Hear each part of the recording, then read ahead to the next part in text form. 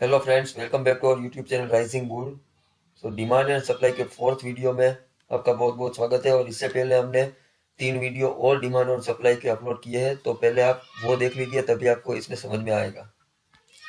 So let us start this fourth video. So in this video we'll cover two topics. The first one is types of buying and selling and the second one is types of pattern. तो पहले discuss करते हैं types of buying. अगर हमारे पास already less pending order है तो कैसी buying आएगी। तो पहले तो ऐसा मान लें कि प्राइस जो है वो ऊपर से नीचे आ रही है और यहाँ पर इस जगह पर आई कि जहाँ पर पेंडिंग ऑर्डर तो है लेकिन लेस पेंडिंग ऑर्डर है। तो क्या होगा कि एक बार के लिए ऐसी कोई बेस कैंडल बनेगी, मतलब कि बायर सेलर की फाइट होगी और उसके बाद क्या होगा कि वापस से डिमांड आ जाएगी। तो लेस पेंडिंग ऑर्डर होने की वजह से क्या हुआ कि हमें एक अपसाइड मोमेंटम तो मिला, लेकिन जो प्रीवियस जो स्विंग था उसको प्राइस क्रॉस नहीं कर पाई। मतलब कि जो लेस पेंडिंग ऑर्डर से जो बाइंग आती है उसको हम नॉर्मल बाइंग कहेंगे। अब सेकंड टाइप ऑफ बाइंग में हम देखते हैं कि कंपेयर टू नॉर्मल बाइंग अगर ज्यादा पेंडिंग ऑर्डर होते हैं तो कैसी बाइंग आती है। तो यहाँ पर से हम वही सिचुएशन हम समझते हैं कि प्राइस ऊपर से नीचे आ रही है और कंपेयर टू दिस वन यहाँ पर थोड़े बहुत ज्यादा पेंडिंग ऑर्डर है। तो क्या होगा कि एक बेस कैंडल बनेगी और उसका रिजल्ट क्या आएगा कि यहाँ पर ज्यादा पेंडिंग ऑर्डर होने की वजह से प्रीवियस जो हमारे पास स्विंग था उसको प्राइस इजीली क्रॉस कर पाएगी। अगर ऐसी बाइंग आती है तो इसको हम स्ट्रॉन्ग बाइंग कहेंगे। और अगर बहुत ही ज्यादा पेंडिंग ऑर्डर है तो कैसी सिचुएशन बनेगी, तो सेम वही कि प्राइस ऊपर से नीचे आ रही है और बायर और सेलर की फाइट होगी और उसके बाद उसका रिजल्ट क्या आएगा, प्राइस जो है वो बहुत ही ऊपर चली जाएगी। और अगर ऐसी बाइंग आती है तो इसको हम वेरी स्ट्रॉन्ग बाइंग कहें। अब ये तीनों टाइप की बाइंग को देख के हम ऐसा बोल सकते हैं कि यहाँ पर जो थर्ड टाइप की बाइंग है वहां पर बहुत ही ज्यादा पेंडिंग ऑर्डर होंगे, क्योंकि यहाँ से बहुत ही अच्छी बाइंग आई है, यहाँ से प्राइस ने बहुत ही अच्छा मोमेंटम दिया है। अब देखते हैं कि type of selling same buying के जैसे ही है, लेकिन यहाँ पर क्या होगा, रिवर्स पैटर्न होगा। यहाँ पर ऐसा मान लेते हैं कि अगर लेस पेंडिंग ऑर्डर होंगे सेलिंग के तो प्राइस नीचे से ऊपर जा रही है और फिर बायर सेलर की फाइट होगी और उसका रिजल्ट क्या होगा कि ये जो अगर लेस पेंडिंग ऑर्डर है तो फिर जो प्रीवियसली हमारे पास स्विंग था उसको क्रॉस नहीं कर पाएगी। अगर कुछ ऐसी सेलिंग आती है तो इसको हम बोलेंगे normal selling.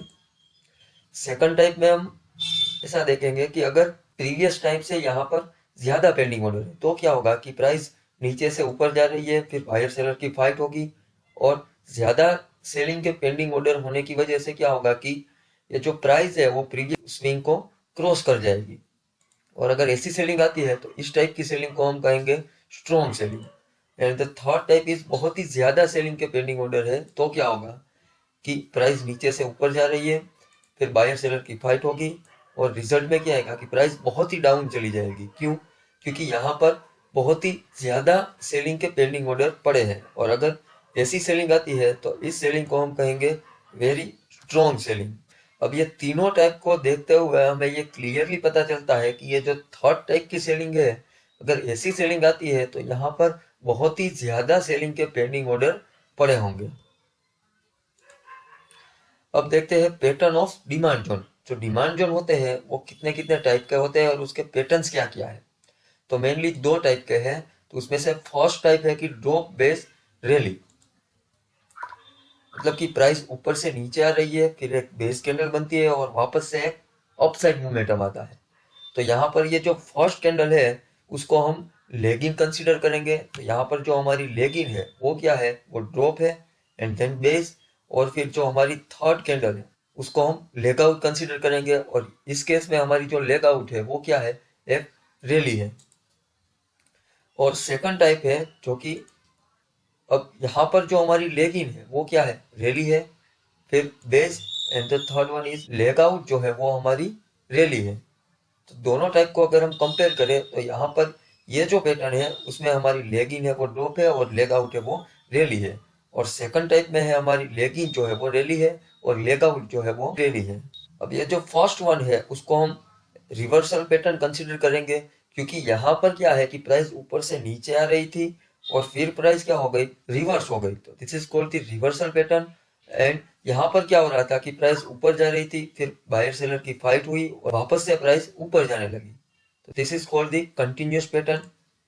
And the first one is called the DBR, क्योंकि this is the drop based rally pattern and this is called the RBR. क्यों? क्योंकि ये रैली बेस्ड रैली पैटर्न है और जो ये रिवर्सल पैटर्न है और एक हमारे पास कंटिन्यूस पैटर्न है। अब ये दोनों पैटर्न को देखते हुए हमें ये क्लियरली पता चलता है कि यहाँ पर जो फर्स्ट पैटर्न है that is the DBR drop based rally, यहाँ पर क्या हो रहा है कि प्राइस ऊपर से नीचे आ रही थी, फिर बायर सेलर की फाइट हुई और फिर प्राइस टर्न अराउंड हो गई।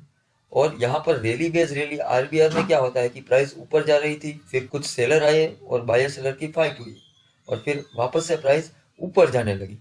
तो ऑब्वियस बात है कि जो फर्स्ट पैटर्न है ड्रॉप बेस्ड रैली डीबीआर वो पावरफुल पैटर्न होगा। क्यों? क्योंकि वहां पर बहुत ही ज्यादा पेंडिंग ऑर्डर हो गए कि प्राइस ने उसको रिवर्स कर दिया।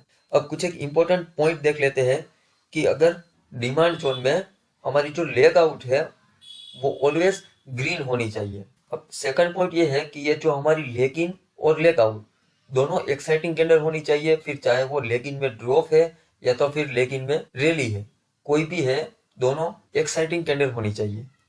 और थर्ड पॉइंट हमारा ये है कि जितनी ज्यादा लेग आउट होगी हमारा जोन उतना ही पावरफुल होगा, मतलब कि मोर number of leg out makes zone more powerful. और फोर्थ पॉइंट हमने डिस्कस कर लिया है कि रिवर्सल पैटर्न जो होता है वो कंटिन्यूस पैटर्न से ज्यादा पावरफुल होता है। अब इसके कुछ एक एग्जांपल हम चार्ट पे देख लेते हैं। ये जो मार्क किया हुआ जोन है तो यहाँ पर हम देखें तो पहले हमें एक रेड एक्साइटिंग कैंडल दिख रही है and then two base candle and then green exciting candle. तो हम डेफिनेटली इसको एक डिमांड जोन बोल सकते हैं क्योंकि हमारी जो लेग आउट है वो ग्रीन एक्साइटिंग कैंडल है। This is called the drop based rally pattern और ये जो है वो रिवर्सल पैटर्न है। और यहाँ पर हमें दो लेग आउट दिख रही है, मतलब कि ये जो एरिया है यहाँ पर बहुत ही ज्यादा पेंडिंग ऑर्डर होंगे, रिवर्सल पैटर्न है, मतलब कि this is the very powerful zone. दूसरा एक एग्जांपल देखते हैं। तो यहाँ पर हमें दिखाई दे रहा है कि जो हमारी लेग इन है वो ग्रीन एक्साइटिंग कैंडल है और जो लेग आउट है वो भी ग्रीन एक्साइटिंग कैंडल है। तो this is called the rally based rally zone that is the RBR और ये जो है वो कंटिन्यूस पैटर्न है। अब बात करते हैं पैटर्न ऑफ सप्लाई जोन। तो यहाँ पर the first one is rally based drop pattern. तो यहाँ पर क्या होगा कि एक जो हमारी लेग इन है वो रैली होगी, फिर बेस कैंडल होगी। अब बेस कैंडल का कलर कुछ भी हो सकता है, चाहे वो रेड है या ग्रीन है, और जो हमारी लेग आउट है वो ड्रॉप होगी। So this is the rally based drop pattern और इसको हम आरबीडी भी बोलेंगे। And the second one is drop based drop pattern. तो यहाँ पर इस पैटर्न में जो हमारी लेग इन है वो ड्रॉप होगी। एक्चुअली ये जो लेग इन लिखा है ये यहाँ पर नहीं, यहाँ पर फर्स्ट कैंडल में आएगा। फिर this is our base candle. अब बेस कैंडल का कलर कुछ भी हो सकता है, रेड भी हो और ग्रीन भी हो सकता है।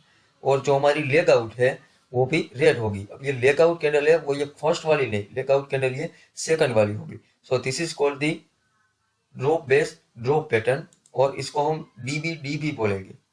और ये जो फर्स्ट पैटर्न है वहां पर क्या हुआ कि प्राइस पहले ऊपर जा रही थी, फिर प्राइस ने क्या किया कि टर्न अराउंड हो गई।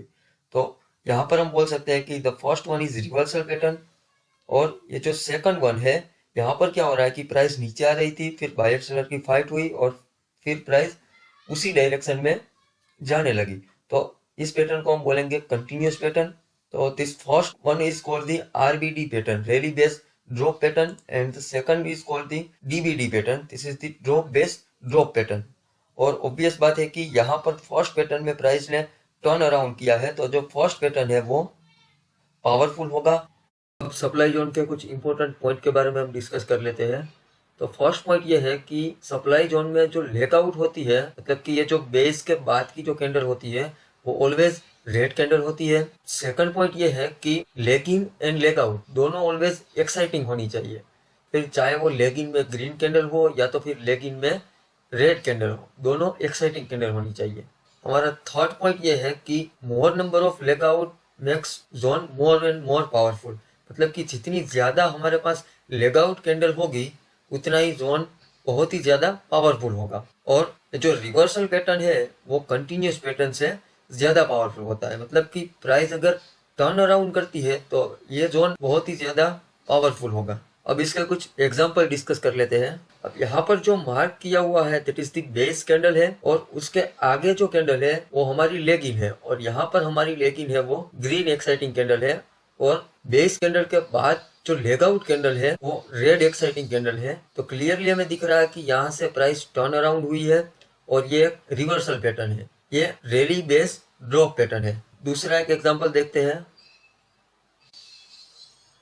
तो यहाँ पर जो हमने मार्क की है वो एक बेस कैंडल है, उससे पहले की जो कैंडल है वो लेगिंग कैंडल है और यहाँ पर हमारी जो लेगिंग है वो एक ड्रॉप है, that is the red exciting candle.